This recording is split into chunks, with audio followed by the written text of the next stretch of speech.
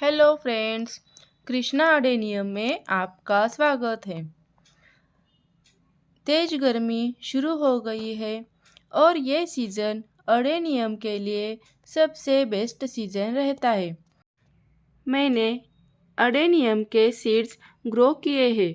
आपने भी अपने अडेनियम के सीड्स ग्रो किए होंगे और उनकी ग्रोथ भी चल रही होगी। जो भी अडेनियम ग्रो कर रहा है वो सब एक्सपर्ट होगा ही ऐसा नहीं है। कोई लोग बिगिनर्स होते हैं और छोटी सी मिस्टेक के कारण उनके प्लांट्स खराब हो जाते हैं। तो आज के वीडियो में हम देखेंगे कि बिगिनर्स के लिए अडेनियम को वाटरिंग कब कैसे करनी चाहिए। वीडियो बहुत इन्फॉर्मेटिव है, लास्ट तक देखना और वीडियो पसंद आए तो वीडियो को लाइक शेयर और मेरे कृष्णा अडेनियम चैनल को सब्सक्राइब ज़रूर करना। तो हम सबसे पहले शुरुआत करते हैं अडेनियम के छोटे छोटे सीडलिंग से। अक्सर आप लोगों ने सुना होगा कि अडेनियम के लिए ज़्यादा पानी की ज़रूरत नहीं होती, लेकिन ये नियम अडेनियम के सीडलिंग के लिए लागू नहीं होता है, क्योंकि अडेनियम के सीडलिंग्स को ग्रो करने के लिए वाटर की ज़रूरत होती है। इसकी सॉइल मीडिया पूरी तरह से ड्राई नहीं होना चाहिए। जिसमें भी हमने सीड्स ग्रो किए होंगे वो सॉइल मीडिया हमेशा मॉइस्ट रहना चाहिए। अगर मीडिया ड्राई हो जाता है तो सीडलिंग्स डिहाइड्रेट हो जाते हैं और एक बार सीडलिंग्स डिहाइड्रेट होने के बाद उनकी ग्रोथ अच्छी नहीं रहती। सीडलिंग्स को वाटरिंग करने के लिए आप स्प्रे बॉटल का यूज़ कर सकते हैं और इसको इवनिंग में ही वाटरिंग करनी चाहिए। जब अडेनियम के सीडलिंग्स 2 से 3 महीने के हो जाते हैं तो उनको रिपोर्टिंग करते हैं और जिसमें भी हमने रिपोर्टिंग किया है वो भी सॉइल मीडिया हमें ड्राई नहीं होने देना है। इसको भी हमेशा मॉइस्ट रखना है। अडेनियम के सीडलिंग्स को रेगुलर वाटरिंग करनी पड़ती है, क्योंकि इससे वाटर एब्जॉर्ब हो जाता है और सॉइल मीडिया ड्राई होता है। प्लांट्स डिहाइड्रेट होने की संभावना ज़्यादा रहती है, इसलिए इनको भी रेगुलर वाटरिंग करनी चाहिए। इन प्लांट्स को मैंने ग्राफ्टिंग किया है और इनको शेड में भी रखा है, लेकिन इनका पॉट का साइज़ छोटा है, इसलिए इनका सॉइल मीडिया जल्दी जल्दी ड्राई हो जाता है। इसलिए इनको भी रेगुलर वाटरिंग की ज़रूरत होती है। इनको मैं जब भी वाटरिंग करती हूँ तो इवनिंग में ही करती हूँ और इस तरह से शावर से ही वाटरिंग करती हूँ। ये भी कुछ प्लांट्स ग्राफ्टिंग किए हुए हैं। इनके कॉडेक्स बड़े हैं, लेकिन इनको मैंने छोटे पॉट में शिफ्ट किया है। जब भी मैंने इनको रिपोर्टिंग किया है उस टाइम इनको मैंने कोकोपीट में रिपोर्टिंग किया है, क्योंकि मुझे ये देखना था कि कोकोपीट में प्लांट्स ज़्यादा तेज़ी से बढ़ते हैं या फिर सॉइल मीडिया में। इसलिए इनको मैंने कोकोपीट में शिफ्ट किया है। जिस प्लांट्स को कोकोपीट में शिफ्ट किया है उनको रेगुलर वाटरिंग की ज़रूरत नहीं होती।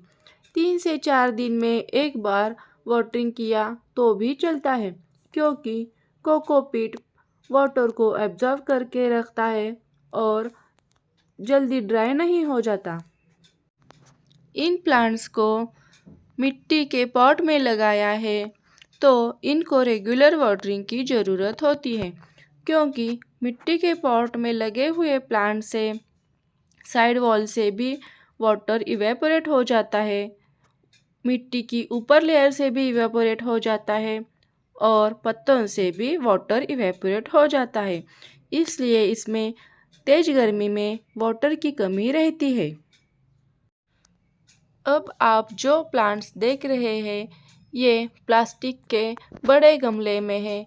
इनका डेप्थ भी बहुत ही गहरा है, तो इनको रेगुलर वाटरिंग की ज़रूरत नहीं होती। इन प्लांट्स को मैं 2 दिन में एक बार वाटरिंग करती हूँ। इतनी ही वाटरिंग इनके लिए काफ़ी है। कुछ कुछ प्लांट्स में फ्लावरिंग स्टार्ट हो गई है। ये देखिए कितना बड़ा फ्लावर आया है। इनकी मैंने सबसे पहले रिपोर्टिंग की थी। जो प्लांट्स प्लास्टिक के गमले में और बड़े साइज़ के गमले में होते हैं उनको थोड़ा लेट वाटरिंग किया तो भी कोई प्रॉब्लम नहीं होता, और जो भी बिग साइज़ के प्लांट्स होते हैं उनको भी लेट वाटरिंग किया तो भी कोई ज़्यादा प्रॉब्लम नहीं होता। जिस प्लांट्स पर ज़्यादा पत्ते और फ्लावरिंग नहीं हो रही है उनको भी वाटरिंग लेट किया तो भी कोई प्रॉब्लम नहीं है, लेकिन जिन प्लांट्स पर बहुत ज़्यादा पत्ते हैं और फ्लावरिंग हो रही है उनको रेगुलर वाटरिंग की ज़रूरत होती है। गर्मी में जब भी वाटरिंग करें इवनिंग में ही वाटरिंग करनी चाहिए, क्योंकि दिन भर में सॉइल मीडिया धूप के कारण गर्म हो जाती है और जब वाटरिंग करेंगे तो उनके रूट्स बर्न हो जाते हैं।